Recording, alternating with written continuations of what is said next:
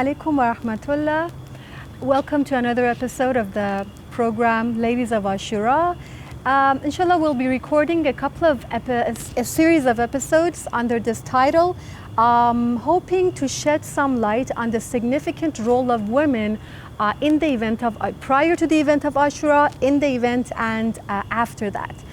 In the previous program, we tried to give an introduction to you, dear viewers of this program, for you to have a background of what is the Islamic perspective to women. And inshallah, in this program, we will talk about the three categories of women. But before that, I just wanted to shed light on one point, and it's a very, very important point to keep into mind. Usually, when people are told to talk about like the significance of women in like the religion of Islam, they go into extreme and they're like, yeah, women have, they've done such a tremendous job, and if it wasn't for them, it wouldn't have been, this and that. I think that if we keep a balanced view towards the role of both men and women in a historical account, we would have a better, more complete picture, more comprehensive picture, more realistic picture that would actually help.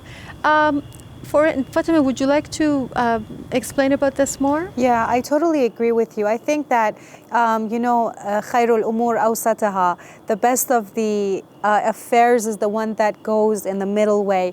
And this is so true because, like Razia said, we have those Muslim feminists who talk about, the feminist aspect of all issues. And then we have the other people who have gone to the other extreme and say that, yeah, so it was the men who did all the work. And I remember I had a history teacher, and he would always say that history, it has its name on it. It's his story. So it's sort of like, because men were always more empowered during history, we have more accounts of men.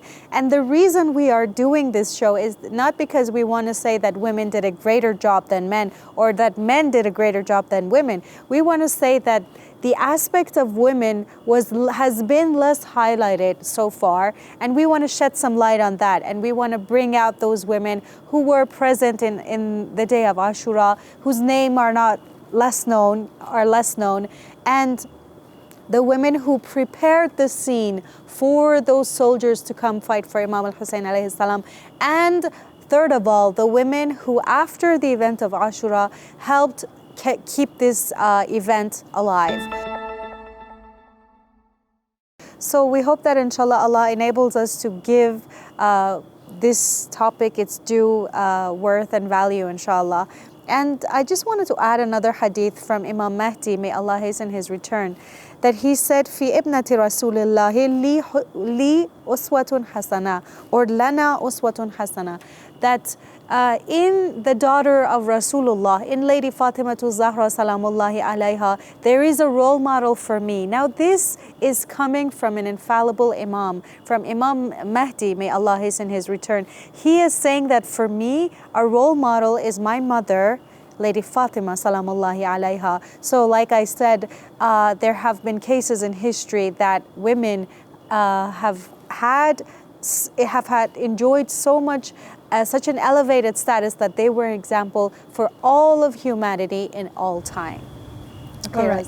So inshallah, this is actually my personal categorization. So you might study history yourself and come up with the idea that no, I have a better grouping. So after reading about the story of all these women that somehow were linked to the event of Ashura, I came up with the classification that there were women who paved the background for this event, either directly or indirectly. By indirectly, I mean that, for example, al-Banin or Fatima Kalabia was one instance in the first category where through the, we're going to talk about her in depth, but by her raising her children in the path of following the Imam of their time, she did a great job she did a great service to the Imam of the time of her children, who was Imam al-Hussein alayhi salam. So this is the first category. The second category? The second category is the women who were present in the plain of Karbala and who actually witnessed what happened, the tragedies, the atrocities that came upon Imam Hussein and upon them during this event. And the third and final category is? It includes the captives and the non-captives, women who might have been present in Karbala or not, like Salama, like al-Banin, but with the actions that they did, with the stances that they took, with their viewpoints, they revived, or they helped this event to stay alive and to make people alert and awake of who Hussein was, what was the philosophy of his having to fight on the day of Ashura. Exactly. So let's begin by talking about the first category. These are the women who indirectly prepared for the event of the day of Ashura. These were the women who, if they lived in this time and this era, they were actively awaiting the reappearance of Imam Mahdi Ajjalallahu Ta'ala Farajahu Sharif. And before I get into the historical discussion, I want to mention that this year, because of the corona situation, all of the majalis, all of the ceremonies, mourning ceremonies for Abu Abdullah al-Hussein alayhi salam, most of it was virtual. Everything was with social distancing. There were so many precautions being made. But there was this slogan in Iran that I think it should be known. It deserves to be known worldwide. Every house is a Husseiniya. And I think that in this regard, yes, the mother and the father both play a role. But how beautiful is it if we as parents prepare the atmosphere in our house for our children to know more about Imam al-Hussein alayhi salam, to know more about the event of Ashura. And in this way, we can be like the women in the first category. We can be like those who give service to the Imam of our time. We can be the true awaiters of the Imam of our time. So let's talk about the women in the first category, the women who indirectly prepared the scene for the day of Ashura. We have the case of Salama. You might have this question like, how is Salama related to the event of Ashura? She wasn't even there. Well, it's interesting to know that this lady had such a high spiritual status in the eyes of Allah and His Apostle, the Noble Prophet ﷺ, that the Noble Prophet gave her some sand from the land of Karbala and told her that, Salama, when this sand turns red, it means that my grandson has been martyred.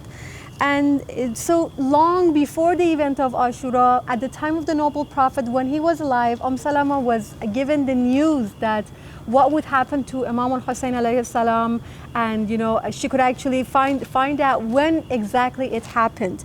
And very beautifully she says, Ya Rasulullah, can you ask Allah not, can you pray that this event wouldn't happen, that Hussein alayhi salam would not be martyred? Allah subhanahu wa ta'ala has said that through these series of events, my servant Hussein will reach a status that he will be the intercessor, the shafi of all his followers on the Day of Judgment. And his spiritual status is so elevated that, it's just superb.